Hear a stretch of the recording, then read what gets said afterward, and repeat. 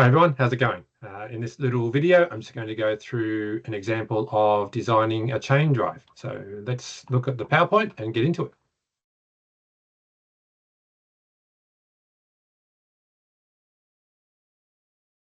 Okay, so hopefully you can see that now. Start the PowerPoint.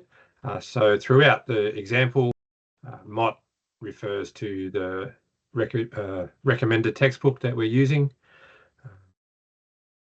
If you're using a different textbook, you'll find similar equations, but obviously the equations and table numbers will be different, but the information should be mostly the same. Okay, so we're going to look at the steps in chain drive design through just going through an example. I'm not going to walk through all of the steps at the start. I'll do that as a summary at the end. And I'm going to make use of the design requirements that we had for the V-belt design example that I did for you previously. I'll put a link to that down in the description below. Okay, so just to remind you what the requirements were. So we had a 6-cylinder diesel engine running at 1200 RPM, driving a gas compressor that is required to run at 750 RPM plus or minus 3%.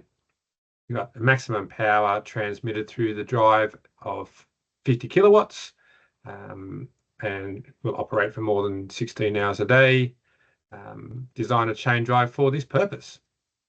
And as I said, it's the same requirements as for the belt design example. So we'll compare our results, our design here with what we got here in that example. So our solution, step one, is to compute the design power, the same as we did before. So we need to look up a table to determine the service factor and multiply the nominal power by the service factor to get our design power. So we can use table 717 for that, or there'll be manufacturers will have similar kinds of tables and other textbooks as well. And in the V-belt example, I actually showed you a manufacturer's table, and we had a look at that there. But anyway, let's use the one from the textbook this time. So let's firstly look at the type of driver, and we've got an internal combustion engine with a mechanical drive. So in this column here on the right, and our driven machine or load type, if we look through here, we can see reciprocating pumps. So we've got a reciprocating gas compressor, so we're going to choose that one. So that gives us a service factor of 1.4. Okay, so let's now calculate the design power. So simply the service factor times the maximum power. So that's 70 kilowatts. Next, we need the speed ratio. So the nominal speed ratio. So ideally, we want an output of 750 RPM. So that gives us a speed ratio of 1.6.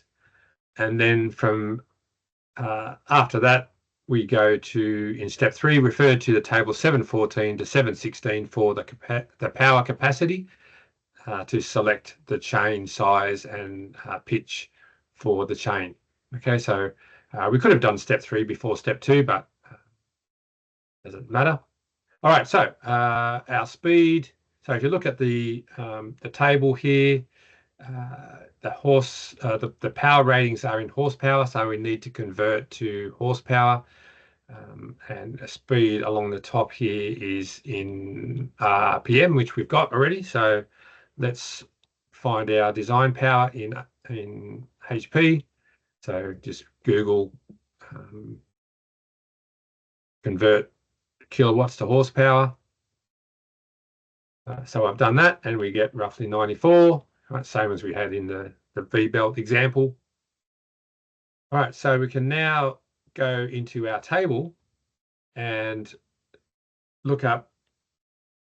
So I've just gone to the next page here where the table's a bit bigger. Okay, so our speed is 1200 RPM. So this is where we look for our power, and our power was 94. So we're way down the bottom here. So we have to choose a 40 tooth sprocket in order to get the power capacity that we need. Okay. And so for this, we have to choose the largest of the three options that we've got in the textbook. So the number 80 roller chain with a pitch of 1 inch. So the other thing to note with this, okay, so that's just summarizing what we've done here. The 40 tooth sprocket rated at 103.5 horsepower, so that easily covers our design power. But the type of lubrication is type C. Okay, so which is more complicated than type B or type A. Okay, so we need the oil stream lubrication. I can't remember if I showed the different types in the lecture that I did previously. But anyway, you can look that up, or if it's not in the lecture, I'll put that picture up of the different types of lubrication and what they look like. All right, so now that we have our input sprocket, we need to determine the number of teeth for the large sprocket, and that comes from our speed ratio. So just multiply our smaller sprocket by the speed ratio to get the large sprocket for the slower speed output and, of course, higher torque. And for the belt, we had to check that we got the actual output speed was within limits. So depending on what we choose here,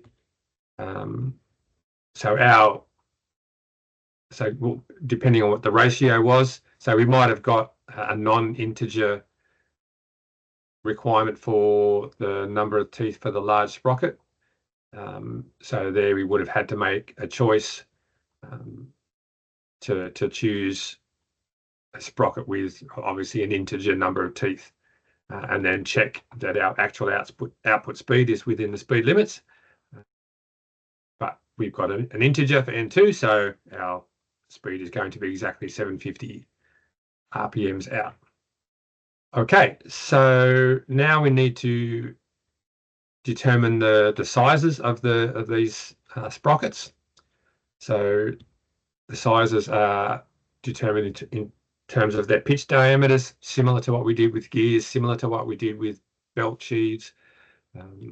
So the equations for the sprocket are the same, just got to change the number of teeth for the two, and so that gives us a small sprocket of 12.74 inches and a large sprocket of 20.4 inches.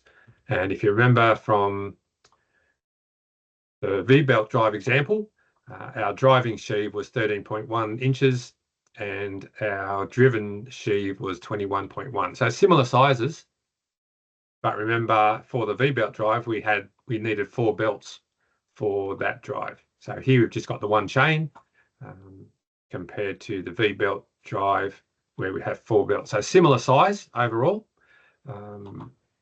but yeah, single chain rather than 4 belts. All right, so now we need to specify the nominal center distance in pitches. So the pitch of the chains. How do we do that? We make use of the design guidelines for chain drives. And just while we're here, let's check some of these other things. So number 3 is the one that we want. Center distance between the sprocket axes should be approximately 30 to 50 pitches. Okay, so we're going to specify that. But before that, let's just check these other things. So the minimum number of teeth in a sprocket should be 17. So we've got more than that. We had 40, so that's well over. Speed ratio should be, maximum speed ratio should be 7. So we're well under that, so we're okay there. The largest sprocket should have normally no more than 20 teeth. We've got 64, so we're okay with that. All right, so specifying the center distance for our drive to start with, let's start with the middle of the range. So specify the center distance to be 40 pitches. Okay. All right. So now step 8, compute the required chain length in pitches using equation 718. And just note that as we move through the pages, I'll just summarize what we've found so far up the top there. All right, so this is the equation 718, where we calculate the length of the chain. So the center distance we specified, we've got our sprocket teeth numbers. So we can put all that into the equation. Note that the center distance is specified in number of pitches. So we get a length of the chain in pitches as well. And because we need a whole chain, we can't have part of a chain. We need to specify an integer number of pitches for the chain length. And then once we've done that, we can calculate our actual center distances. All right, so firstly, let's specify the chain length.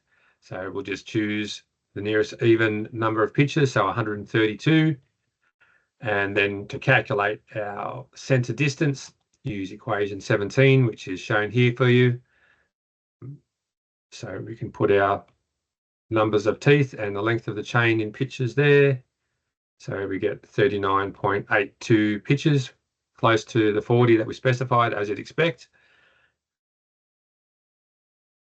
And to get our actual center distance in inches, in this case, multiply by the pitch of the chain. So in this case, we've chosen the number 80 chain with a pitch of 1 inch. So same number for pitches and inches for the center distance. Okay, step 10, determine or calculate the angle of wrap for each sprocket using equations 721 and 72 and check that they're greater than 120 degrees. So this is a general recommendation for chain drives, that you should have more than 120 degree angle of wrap. So the equations for that, for the angle of wrap, are given here for you. So the 721, 722 from the Mott textbook, and the similar equations, just the plus and the minus different here for the small and the large sprocket. So we can put in all of these values that we found before. 20.3 out for a 20.38 for the pitch diameter of the large sprocket, 12.74 for the smaller sprocket, and our center distance, 39.82 inches. Okay, so now remember, note that we're working in inches. So that gives us 170 for the small sprocket, well and truly bigger than 120, so that's okay. And the large sprocket is 191. All right. So what I do, just as a bit of a check on my calculations, is to model this in SolidWorks. So I've just created a sketch with tangency, constraints here, etc., and then just use the evaluate and measure tool to get the overall length of the chain in this case. So you can do the same thing for belts, of course. And we get 132 inches, which is what we calculated up here. Okay, also you can check our angles of wrap. So 191 and 169. So yeah, a little bit of round off error in our calculations. Okay. Right, so that's our chain drive. So let's summarize all that. So this was our input and our chain drive. We've got a number 80 pitch, a number 80 chain with a pitch of 1 inch, a single chain length of 132 inches, driving sprocket 42 with a diameter of 12.74, etc. You can read through all that and note the type of lubrication that we need. So let's compare that with the V-belt drive that we designed previously. So there we chose a 5V type belt, and we needed 4 of them. And we had a length of 112 inches and driving sheave diameters similar to the sprocket as we discussed before, but we need 4 groove sheave, right, for our 4 belts. The actual output speed 745, whereas for the sprocket or the chain drive, we got it exactly 750. Center distance 39.82, center distance 28.9, so a little bit more compact. The sheaves are a little bit closer to each other on the belt drive than the sprockets are in the chain drive. But note, we chose the middle of the recommended range. We could have chosen the minimum and got those closer together. And the lubrication, which is an important consideration. We don't have any in the belt drive, but we do need to have a fairly complex lubrication system for this chain drive. So, it's how do you choose which one? Well, you need to go and work out, well, what are your costs, and so on. Noise, is that a problem, etc. All right, so let's do one thing more. Let's try to design a more compact drive using a multi-strand chain. So let's go through the steps again. Same input. So select a number of strands and apply the power capacity factor for the fact that we've got more than one strand. So from textbook, it tells you the factor to apply. So it's not an exact increase in power by having more chains.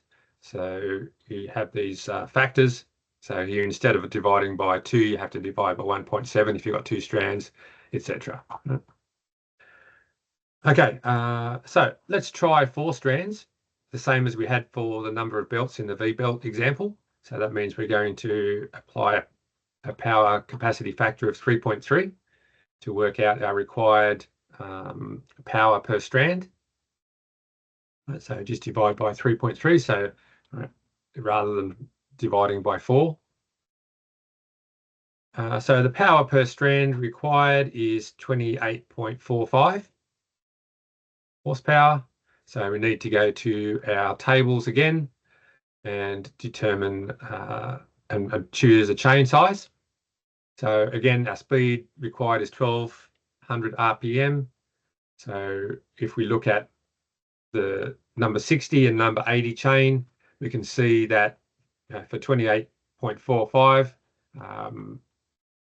the number 60 chain will give us some options, or give us an option, and as will the number 80 chain, as you'd expect. So if we look for our power, 28.45, let's go over here first. So the first one we get to that's above 28.45 is a sprocket with 20 teeth. So that power capacity there, or power rating there, is 29.06. And over here, we've got 28.66, which is just above our required power per strand. So we can choose a 17 tooth sprocket if we chose a number 80 chain. Okay, so one of the important changes in going to a multi-strand design is that we've now put ourselves into the type B type lubrication regime. So just a bath or disc type lubrication. So we can just have one of the sprockets, probably the larger one, dipping into an oil bath. And that's all we need, rather than the more complex stream lubrication that we had before. Okay, so that's a trade-off you need to make. Is it going to cost more to have more strands, a little bit more complicated design of the drive versus a more complicated design of the lubrication system? Okay, so the recommended center distance is 40 pitches. Again, we could have chosen the smaller, or the minimum end of the range, but let's choose the same number of pitches as before and choose a number 60 chain to reduce the overall length of the drive, okay? Because we note that a 60 chain has 3/4 inch pitch. I'll leave it for you to, as an exercise, to go through the design process again, choosing the number 80 chain and see how you go. So small sprocket number of teeth is 20. And now we just go through our steps again, determine the large sprocket size. We just use our ratio again, so we get 32. The actual speed, check it's within limits. Again, we've got an integer for the large sprocket, so we can choose that. Note that we don't have any information about large sprocket numbers of teeth. You might need to check what's available just to make sure that you have that. Let's just go back to that table. Right, so here we've got 32, so we can presume that we can use this one. Let's say our required number of teeth was 33. Then you'd probably have to choose 32 or 35 for your numbers of teeth, and then your output speed wouldn't be exact, right? Even though it's an integer. But in this case, it's our output speed exact, so that's within limits, obviously. So calculate the sprocket pitch diameters using equation 720. Same as we had before, let's just stick the numbers in and we get just less than 5 inches and just less than 8 inches. So that's quite a bit smaller than we had before. Specify the nominal center distance in pitches. So as we said before, we're going to specify 40 pitches again, middle of the recommended range. And again, note that to design an even more compact drive, we could have tried 30 pitches. So again, I'll leave that to you as an exercise to see what you can come up with for your chain drive. Okay, step 8, compute the required chain length in pitches using the equation 718. So that's repeated there for you. So put the numbers in and we get a chain length of 106 or just over 106 pitches. So specify an integer number of pitches for the chain length, so 106, and calculate our actual center distance. So obviously it's going to be very close to 40 again, so 39.95 pitches for the actual center distance. But this time, because our pitch is 0.75 or 3/4 of an inch, our center distance in inches is less. Okay, so we've got just under 30 inches for our center distance. Okay, check the angle of wrap using the equations that we saw before. So they're there repeated for you. So just put those new numbers that I've put up here into the equation that we used before. So 174.5, which is well above 120. And for the large sprocket, 185.5. And again, check in SolidWorks, and we can see that we've got essentially the same values that I got before. Yeah. Okay, so total length 79.55 inches, whereas we calculated 79.5. Angle of wrap 185.5 on the output, 174.5 on the input. Okay. All right, and so let's summarize our design and compare it with what we had before. So there's all the numbers that you can compare all the different design options. And again, I'll just use SolidWorks here just to give you a visual comparison of the different drives. And you can see the multi-chain or the multi-strand chain drive is much smaller than the other two options that we looked at. All right, and just to finish off, here's the summary of all of the steps that we go through in the design and selection of chain drives. And typically, once you get to the end, you would iterate. So I've done one iteration of the chain drive and mentioned a few more that you could do to try and get a better design. And as we've mentioned before, Excel is great for doing this. Okay, so I hope that was helpful and interesting and makes selecting chains and designing a chain drive a little bit more clear, and also it is a nice comparison between multi-chain drive, a single chain drive, and the V-belt that we did before. All right, that's it for now. See you in the next one. Bye.